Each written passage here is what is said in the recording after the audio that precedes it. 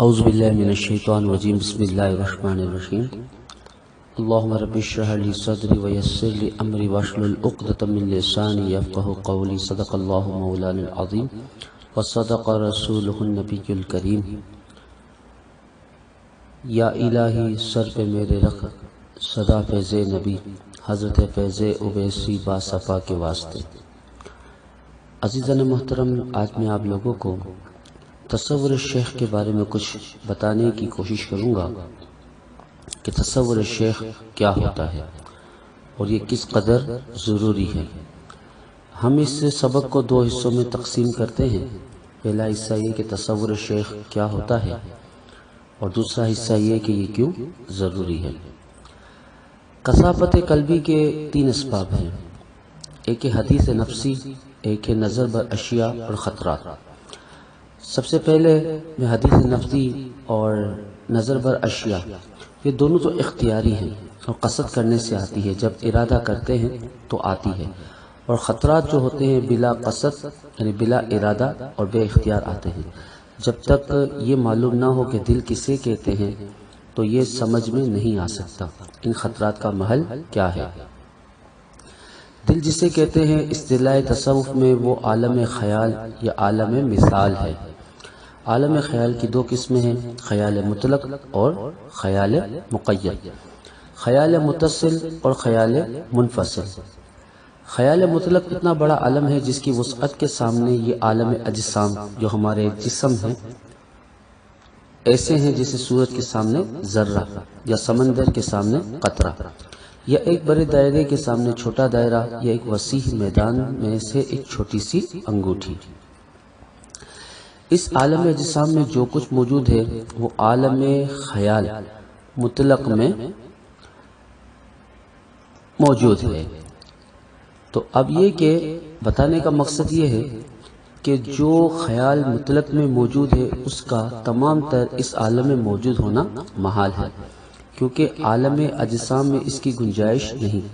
خیال مطلق اشکال لطیفہ ہونے کے اعتبار سے اس عالم اجسام سے متشابہ ہے، گویا وہ عالم ارواح اور عالم اجسام کے درمیان برزخ ہے۔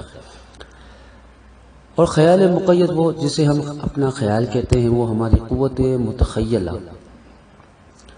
جو ہمارے بالکل متصل ہے، ہمارے ساتھ ملی ہوئی ہے، ہمارے ساتھ جڑی ہوئی ہے اور ان خطرات کا محل ہے۔ سب سے پہلے اس کا تزکیہ نہایت ضروری ہے۔ اس کا تزکیہ جب تک اس کی طبیعت معلوم نہ کر لی جائے محال اور مشکل ہے۔ جب آپ کوئی چیز سوچتے ہیں، جب آپ کسی چیز کا ارادہ کرتے ہیں تو مولا تعالیٰ نے اس تصویر بنانے والا جو ہمیشہ ہر کام میں مصروف رہتا ہے، باری تعالیٰ، اور ہر وقت ایک ہی نقش کو محفوظ رکھنے والا فطرتاً پیدا فرمایا ہے۔ جب کسی شے کا ذکر آتا ہے جس کو ہم نے دیکھا بھی نہیں ہے تو یہ فوراً اس کی ایک تصویر بنا دیتا ہے۔ اس کا صحیح یا غلط ہونا ایک الگ چیز ہے، مگر یہ تصویر ہمارے ذہن میں فوراً آ جاتی ہے۔ اب جیسے مثال کے طور پر آپ کسی باغ کے بارے میں سوچتے ہیں تو سامنے آپ کے باغ آ جاتا ہے کہ باغ کیسا ہوتا ہے۔ کسی پہاڑ کے بارے میں سوچتے ہیں تو پہاڑ سامنے آ جاتا ہے۔ سمندر کے بارے میں سوچتے ہیں، سمندر سامنے آ جاتا ہے۔ گویا کہ میرا پروردگار عالم جو ہر وقت فعل میں مصروف ہے، کل من علیہا فان، ٹھیک ہے، کسی وقت اسے تعطل نہیں، تو کسی وقت رکتا نہیں ہے، اور ان قریب وہ سارے کام نمٹائے گا اور روز قیامت قائم فرمائے گا۔ تو بیداری کے وقت تمام قوتیں ہماری جسم کی جو حصے ہیں وہ کام کرتی ہے اور خیال سے اپنی منشا کے مطابق کام بھی لیتی ہے۔ اور جب قوائے معطل ہو جاتے ہیں یعنی انسان سو جاتا ہے تو یہ حسب ضرورت، جب ضرورت پڑتی ہے بندہ سو جاتا ہے، اور جب سونے کے بعد اس کے معاملات بالکل رک جاتے ہیں، یہ تمام قوتیں رک جاتی ہیں، تو وہ ایک اپنے اندر یعنی جب سوتا ہے تو اپنی ایک عادت جاری رکھتی ہے، جیسے خواب ہم کہتے ہیں، اور تصویریں بنا بنا کر حس مشتری کے سامنے پیش کرتا ہے، اور ہم اسے خواب کا نام دیتے ہیں۔ یعنی بندہ سو جاتا ہے تو خواب یقیناً دیکھتا ہے، جو نہیں دیکھتا اس کی چند وجوہات ہوتی ہیں، اس سے بہت زیادہ تھکا ہوا ہوتا ہے، اور بعض اوقات ایسا ہوتا ہے انسان سارا دن جو سوچتا ہے وہی خواب میں دیکھتا ہے۔ اگر اس کا تزکیہ ہو چکا ہے، یعنی اس کا دل ہے یا نفس ہے صاف ہو چکا ہے تو وہ جو بھی تصویر لاتا ہے صحیح اور درست ہوتی ہے اور اس کو اچھے اور سچے خواب نظر آتے ہیں۔ اگر سچے خواب نظر نہیں بھی آتے تو ایسے خواب نظر آتے ہیں جس کی تعبیر کی جا سکتی ہے اور جس کی تعبیر ہوتی ہے۔ اور اگر کثیف، اگر اس کے دل میں میل ہے، اس کے جسم صاف نہیں ہے، جسم صاف سے مراد نفس صاف نہیں ہے اور نفس کا تزکیہ نہیں ہوا، یا یہ سمجھ لیجئے کہ اپنی نفسانی خواہشات کے باعث وہ اس قدر گناہوں کے اندر، برائیوں کے اندر جا چکا ہے یا گر چکا ہے یا گھیرا جا چکا ہے، تو وہ کثافت جو ہوتی ہے وہ اس کو اچھے خواب نہیں دکھاتا، منتشر خواب دیکھتا ہے، کبھی کیا دیکھتا ہے کبھی کیا دیکھتا ہے، عجیب و غریب خواب نظر آتے ہیں۔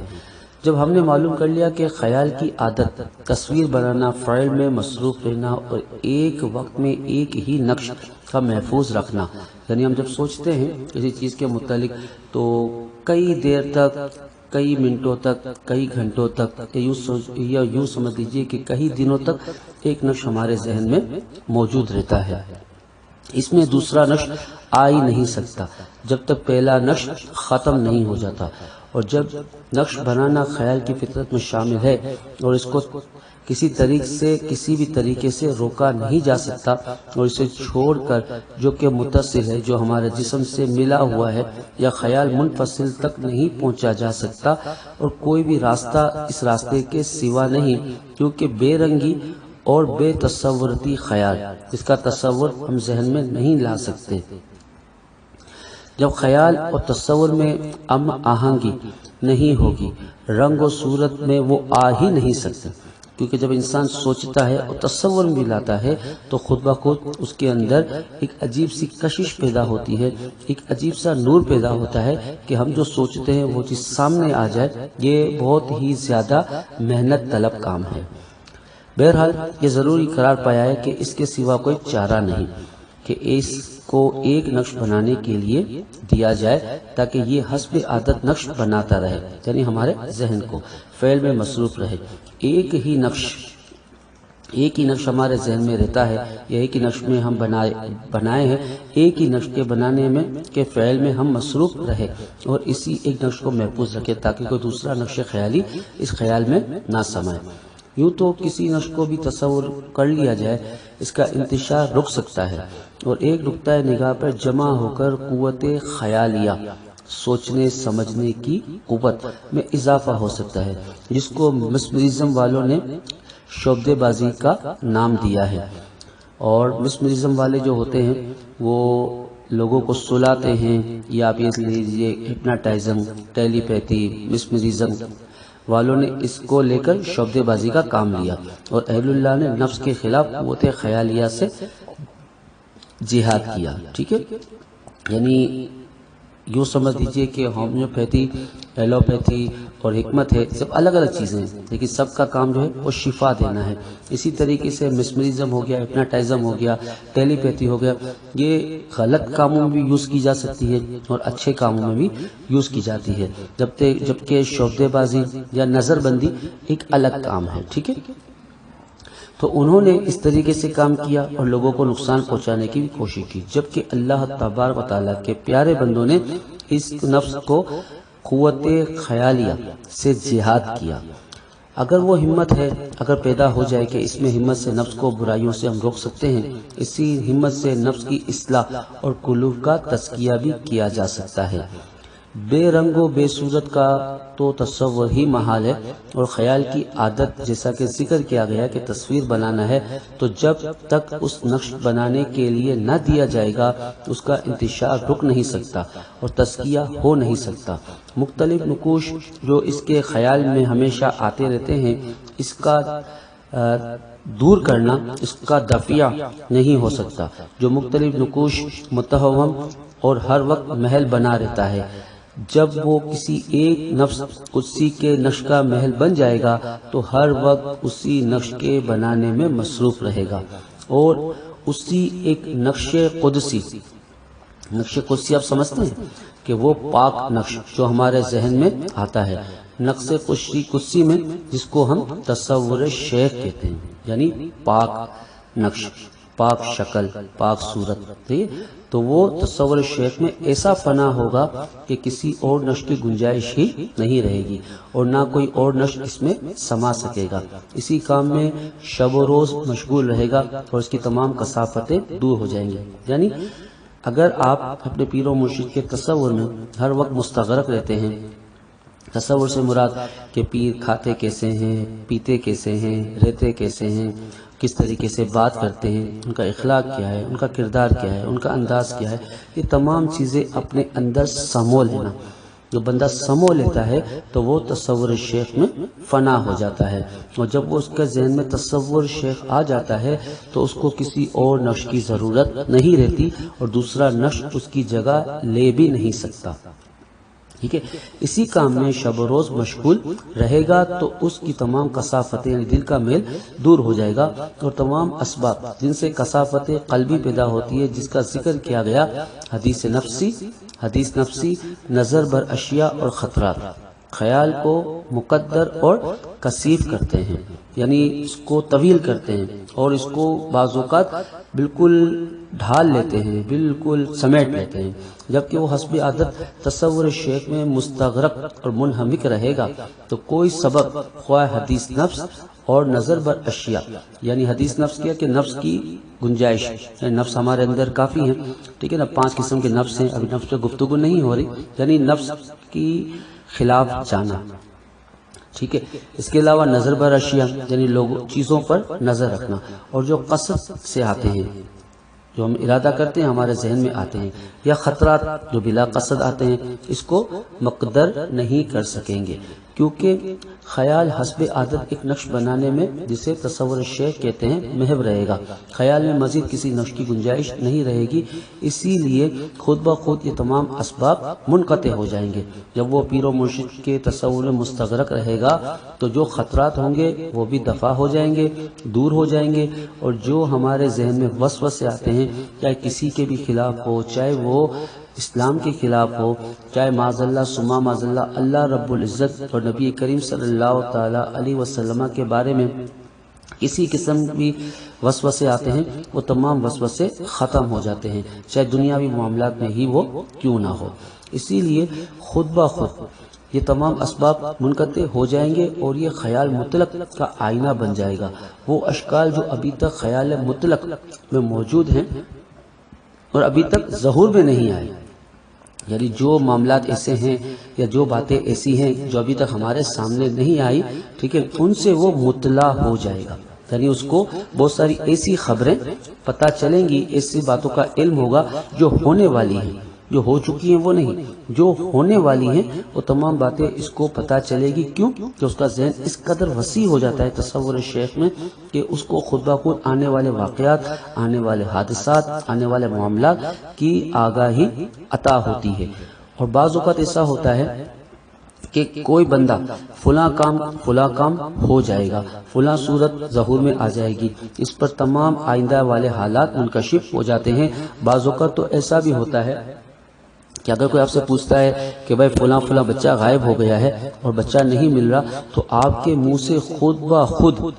ایسے الفاظ نکل جاتے ہیں، ایسے الفاظ نکل جاتے ہیں کہ وہ بچہ اس وقت وہاں موجود ہوتا ہے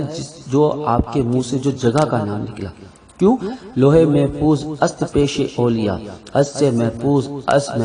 از خطا، یعنی اللہ تبارک تعالیٰ کے محبوبین جو بندے ہیں، اللہ تعالیٰ کے جو پیارے بندے ہیں، وہ لوہے محفوظ کو دیکھ رہے ہوتے ہیں، اور وہ اللہ کے ولی جن کا آپ تصور کر رہے ہیں، جن کو آپ نے تصور شیخ کے اندر ڈھالا ہوا ہے، وہ تمام باتیں آپ کو بتاتے ہیں۔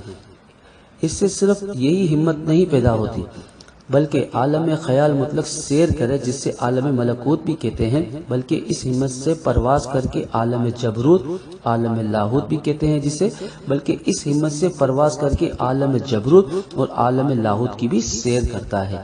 تو عزیزان محترم، تصور شیخ کے بے شمار فضائل و برکات ہیں، بے شمار۔ اگر آپ چاہتے ہیں کہ آپ تصور شیخ کریں تو تصور شیخ کا بہترین طریقہ یہ ہے کہ تنہائی میں آوازوں سے دور جانب مسکن، یعنی شیخ جہاں رہتے ہیں، ٹھیک ہے، اگر شیخ کا وصال ہو گیا ہے تو ان کی مزار کی جانب، ٹھیک ہے، انتہائی عاجزی، یکسوئی، با ادب، با کمال خشوع و صورت شیخ کا تصور کرے اور اپنے آپ کو ان کے حضور جانے، یعنی اپنے آپ کو محسوس کرے کہ میں ان کے سامنے موجود ہوں، اور یہ خیال کرے کہ سرور کائنات کے سرور دو عالم صلی اللہ علیہ وسلم سے انوار و تجلیات اور فیوز شیخ کے قلب مبارک یعنی شیخ کے دل پر فائز ہو رہے ہیں، اور میرا جو دل ہے وہ میرے شیخ کے دل کے نیچے انتہائی عاجزی بصورت گدائی لگا ہوا ہے۔ شیخ کے قلب مبارک سے انوار و تجلیات کی بارش ہو رہی ہے جو میرے دل میں برس رہی ہے۔ اس تصور کو دن بدن بڑھاتے جائیں یہاں تک کہ یہ تصور جم جائے اور تکلف کی کوئی حاجت نہ رہے۔ اس انتہا پر جب اس کی انتہا ہو جائے گی تو صورت شیخ یعنی پیر و مرشد کی جو چہرہ ہوگا وہ خود متمثل ہو کر مرید کے ساتھ رہے گا، یعنی آپ کو سائے کی طرح آپ کے وہ ساتھ رہیں گے، اور ہر کام میں مدد دے گی وہ روح، اور راہ میں جو مشکل پیش آئے گی اس کا حل بتائے گی۔ ہر کام میں مرشد کی رضا کا خاص خیال رکھا جائے، اور اس کام میں مرشد کی رضا کیا ہونی چاہیے یہی تصور شیخ کا اصل مطلب ہے۔ یعنی ہم جو کام کر رہے ہیں تو ہمیں سوچنا چاہیے کہ جو کام میں کرنا چاہ رہا ہوں یا کرنے جا رہا ہوں اس کے اندر میرے شیخ کی کیا رضا ہے، یعنی میرا شیخ اس کام کے بارے میں کیا سوچتا ہے۔ تو خود بخود آپ اگر اچھا کام کرنے جا رہے ہیں تو آپ احسن طریقے سے کریں گے، اور اگر آپ غلط کام کرنے جا رہے ہیں تو خود بخود اس چیز سے بچ جائیں گے۔ یہی ہے اصل تصور شیخ کا مطلب۔ جب کوئی مرید اللہ تبارک و تعالیٰ کا محبوب بندہ بن جاتا ہے، اور جب اللہ تبارک و تعالیٰ اسے اپنا محبوب بندہ بنا لیتا ہے، اپنی پسند کا بندہ بنا لیتا ہے، تو اس کے اندر ایسی صفات پیدا ہوتی ہے جیسے اللہ تبارک و تعالیٰ کی حدیث قدسی ہے کہ اللہ تعالیٰ فرماتا ہے کہ ان کا سننا اللہ کا سننا، ان کا دیکھنا اللہ کا دیکھنا، ان کا بولنا اللہ کا بولنا وغیرہ۔ ان تمام اللہ تعالیٰ کی صفات جو ہوتی ہیں وہ تمام صفات میں فنا ہو جاتا ہے۔ صفات خداوندی صفات بشری میں جاغزی ہوتی ہے، یعنی اللہ تعالیٰ کی جو صفات ہوتی ہیں وہ اس بندے کے اندر آ جاتی ہیں۔ اللہ تعالیٰ اپنے محبوب بندوں کو اس طریقے سے عطا فرماتا ہے، جس طریقے سے آصف زدہ کی قوت ہوتی ہے کہ بالکل سوکھی ساکھی بچی ہوتی ہے،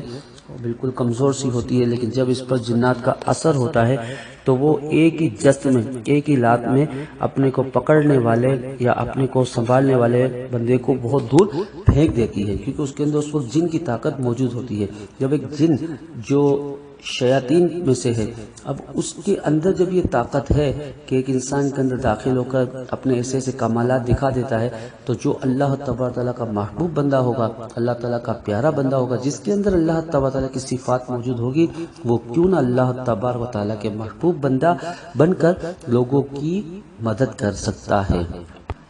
ہر مرید کی ابتدائی و انتہائی منازل شیخ ہی کے رحم و کرم پر ہوتی ہے۔ اگر جتنا تصور مرید کا قوی ہوگا، مضبوط ہوگا، مرید ہر اعتبار سے اپنے شیخ کا نمونہ بن جائے گا، یعنی شیخ کی صورت میں ڈھل جائے گا اور سرتاپا وہ پیر کی طرح ہو جائے گا، بلکہ پیر کی طرح لگے گا۔ اسی طرح مرید اپنے شیخ، اس کا شیخ اپنے شیخ اور پھر اس کا شیخ اپنے شیخ کے تصور میں مستغرق رہتا ہے۔ ذرا آپ سوچئے یہ سلسلہ کہاں جا کر ختم ہوتا ہے؟ یہ سلسلہ حضور نبی کریم صلی اللہ تعالی علیہ وسلم تک جا پہنچتا ہے، جن کے بارے میں اللہ تبارک و تعالیٰ نے ارشاد فرمایا، اے محبوب یہ تمہارا ہاتھ نہیں بلکہ میرا ہاتھ ہے۔ صورت شیخ کامل با اعتبار کمال اور کمال پائے اسما کا مظہر ہے۔ جو تصور شیخ کرتا ہے وہ تمام اسما کی تاثیروں کو جان لیتا ہے۔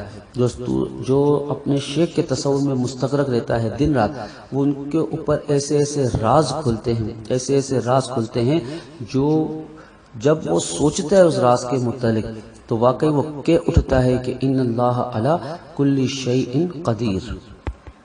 پھر وہ وقت آتا ہے کہ وہ تمام اسما کی تاثیروں کو اپنے اندر سمو لیتا ہے، تو صورت شیخ میں فنا ہو کر فنا فی الاسماء ہو جاتا ہے، فنا فی الصفات ہو جاتا ہے، فنا فی الرسول ہو جاتا ہے، اور بالآخر وہ فنا فی الذات ہو جاتا ہے۔ جب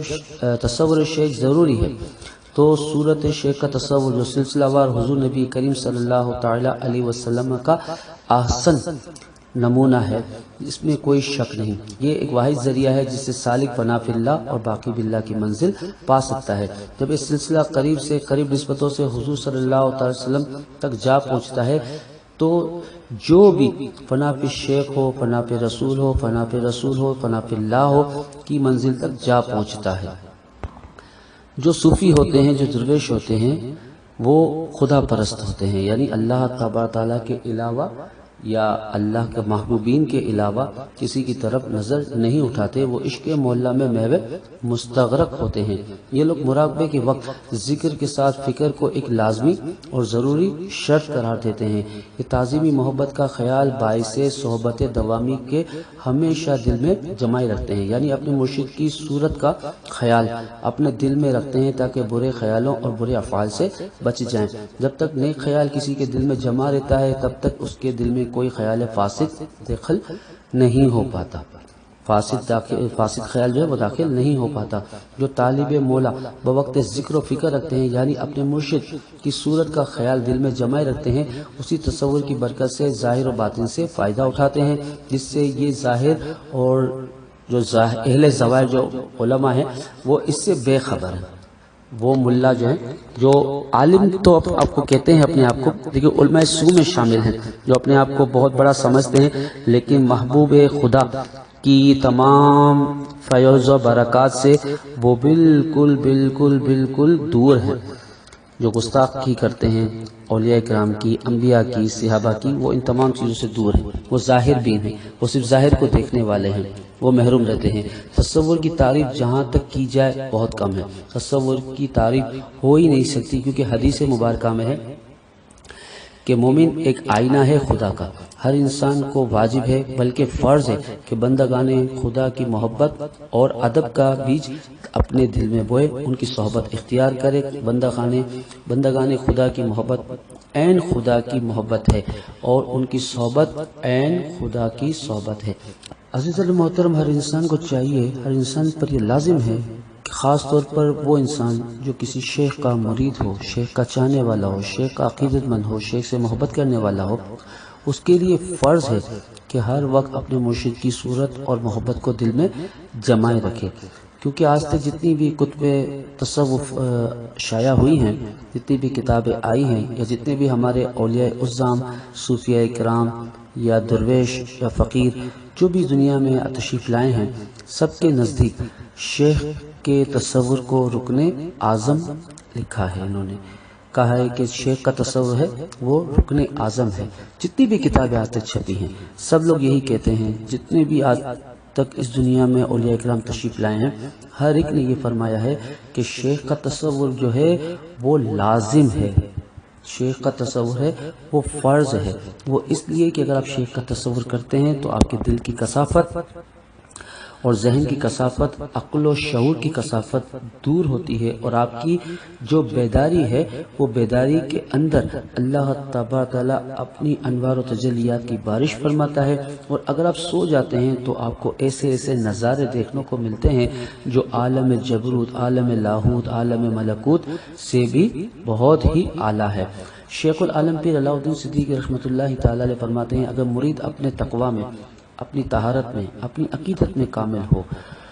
اور اس کا پیر بھی اگر کامل ہو، تو مراقبے یعنی تصور شیخ میں نہ صرف پیر کا دیدار کر سکتا ہے بلکہ اس کے ساتھ باتیں بھی کر سکتا ہے۔ اللہ تبارک و تعالیٰ سے دعا ہے کہ اللہ تبارک و تعالیٰ اپنے حبیب لبیب نبی کریم رؤوف الرحیم علیہ افضل صلاۃ و تسلیم کے صدقہ طفیل ہمیں صحیح معنوں میں تصور شیخ کرنے اور تصور شیخ سمجھنے کی توفیق عطا فرمائے، زندگی بخش دے شان کی، موت دے ایمان کی۔ وصلی اللہ تعالی علی خیر خلقہ محمد وعلی آلہ وصحبہ اجمعین برحمتک یا ارحم الراحمین۔